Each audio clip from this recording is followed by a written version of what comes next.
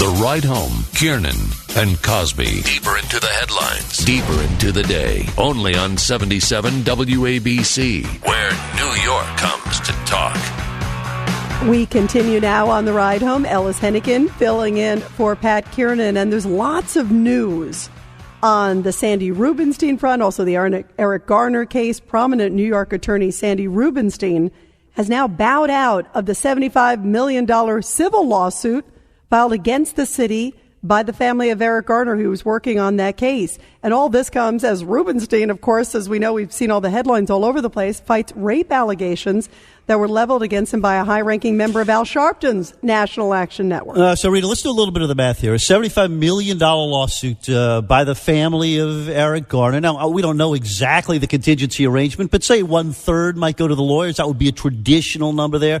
Sanford Rubenstein, because of his current criminal predicament, now seemingly walking away from a potential fee somewhere in the neighborhood of $25 million.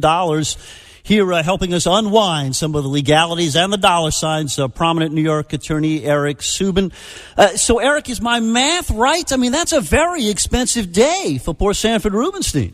Well, no, not exactly. I mean, Sandy Rubenstein's firm still has the case. It's Rubenstein-Renicky. It'll be his partner who will be the face of the case right now. But the firm still has it, and he's the majority partner within the firm. So you send the other guys in, you let them do the work and the press conferences, and maybe you collect the bucks in the end anyway.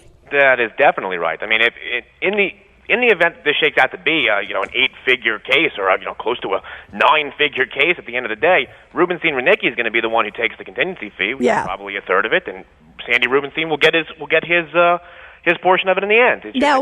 Let me ask you, attorney on it now. And Eric, let me ask you, what do you think of the validity of this case? It was just filed, just a few days ago when it came out. $75 million. What's your sense? I mean, there are a number of people, and this is a civil suit, so it's a different. What do you mean, my sense on the value of it? Yeah, the value of it. Do you think that the Garner family has a chance? Well, definitely. I mean, they've got a great civil suit. The issue is going to be between the compensatory value of the damages and the punitive value of the damages, and then if they ultimately get a punitive verdict, enforcing that against the municipality, the city. So now that's what I was going to ask you. You have sued the NYPD a few times.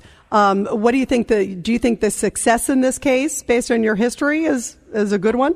Definitely. I mean, right now, the district attorney in Richmond County has convened a grand jury to seek an indictment against the officer who ultimately performed the chokehold on Mr. Garner. I mean, if he gets indicted, in theory, Rubenstein-Renicky could move for summary judgment on the issue of liability, and then they're just asking how much money is this family entitled to, having just a damages trial. So, as far as these types of police brutality, wrongful death lawsuits go, I mean, it's caught on tape. You can hear the man gasping for breath and sort of begging for his life.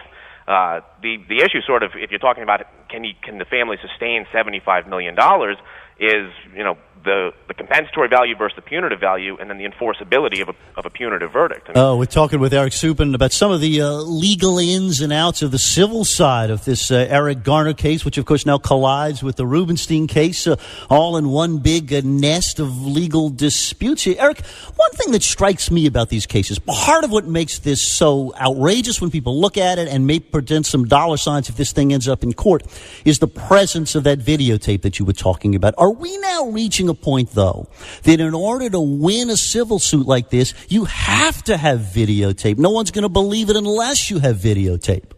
Well, I don't know. You don't have to have videotape, but the issue sort of historically has been, I mean, as my firm has prosecuted these cases, is that when you go into court, your client is, a regular guy who's oftentimes being accused of being a criminal by the very officer who you're now filing the civil suit against. And then it becomes a he said versus she said, and on one side you've got a police officer, on the other side you've got a guy accused of being a criminal. So the police officer oftentimes is given the benefit of the doubt in those circumstances, when there's not video footage. I mean, video footage becomes a key piece of evidence that can be used to sort of heavily weigh against the word of the police officer. I mean, they usually say we are missing the gestalt of the overall situation, and this is what happened before and after, and I was justified in using force.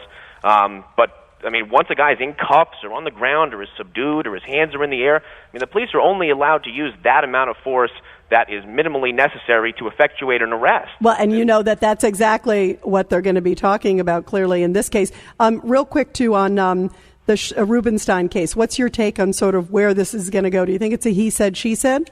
Well, yeah, right now it is. I mean, I saw, that the police had boxed up just about everything that Sandy Rubenstein had owned and had carted it off to the forensics, to their lab to see if there was any sort of physical, evidence or DNA that could link him to the allegations being made by his accuser. But right now it's just he said, she said. And the guy's got to be innocent until proven guilty. I mean, he's been on the front page of the New York Post 4 days in a row now, really getting hit pretty hard. And right now he's not arrested. He hasn't been charged with anything. I mean, they're horrible allegations, but until there's some sort of semblance of truth to them, other than the woman saying them, it's very difficult to sort of put a man in jail without a trial. All right. Eric Subin, thank you very, very much. We really appreciate your perspective. And